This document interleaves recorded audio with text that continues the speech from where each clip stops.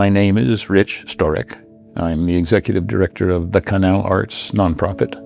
And the Canal Arts is dedicated to creating public art, mostly in the canal, which is an immigrant community in San Rafael. So the Peoples of the Canal Project began with my walking this path to think about what this place was like many thousands of years ago. Who were the people here? What really happened? This project is incredible in terms of its scope, in terms of the story it's telling, but also in terms of its physical distance. This is a 2-mile path stretch of the San Francisco Bay. What we're doing is to tell the story over 2 miles, 20,000 years, up to the present and even up into the future. You'll be going by 20 different exhibits.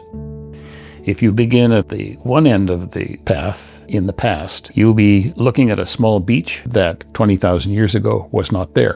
So as you begin walking north from the past, you'll be going into the Ice Age phase and the megafauna that we know were here. Then as you come on through the thousands of years of Coast Miwok indigenous history, they're telling their story. And you come to more present-day migrants that come into this area from Asia, from South America, Central America, Mexico, and of course the history of the Spaniards coming in to build their missions and in effect enslave and indenture the local people. So when I think about public art, we are always looking for opportunities to have those moments where community members can stop and pause and reflect on whatever is in front of them. I think having the voices of the people who are inhabiting the area now is really important. This was Mexico before it was California, so it's nothing new. It's just the shifts that have been happening in the last few decades have changed it a certain way. We have scenes happening around the country where we are constantly reminded that we don't belong here. And I think that is going to change only when people really feel that they do.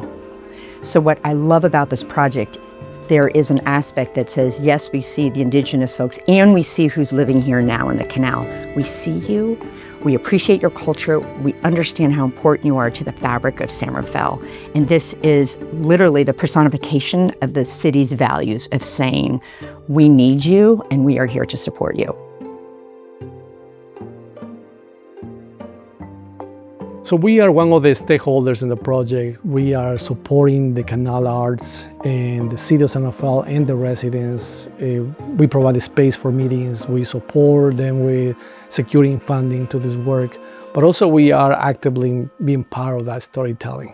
And we are the trusted partner for the Latino community. So our participation also allows the Latino community to feel safe to participate as well. I'm born and raised in San Francisco, and as a result of my public education, unaware of a lot of California history. And that just plunged me into doing a lot of research and a lot of book reading, a lot of talking to people, and learning things that I've never known here.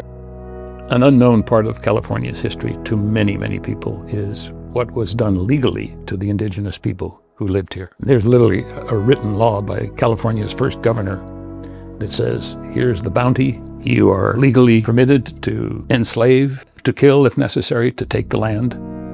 It's a hideous, hideous story. However, the Coast Miwok have endured. They're still here.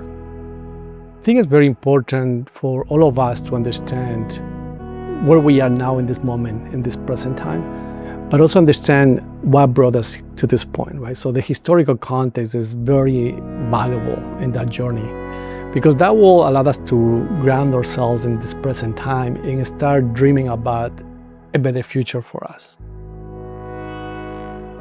Toward the present time, we come to the realization that this area is now really under threat. The canal area is low-lying, is flooding right now, and everyone is worried about its future. So the last 3 chapters here will be dealing with what happens. This neighborhood in all of the San Francisco Bay will be one of the first neighborhoods to have inundation from sea level rise from the bay because it's low-lying. So having that intersection of climate change in this pathway you're standing and recognizing the impact is there. So how do we show up and how do we talk about that? And again, having it be in an artistic framing, people tend to be less defensive and more curious and more inquisitive, which is what we're going to need to do to address all of these issues.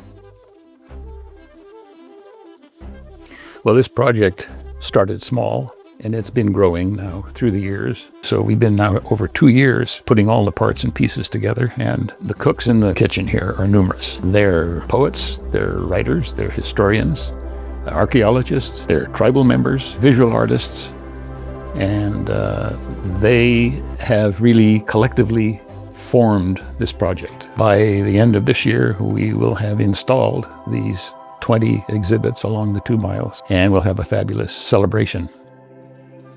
Art is inviting us in, is being inclusive, and that is what this project does.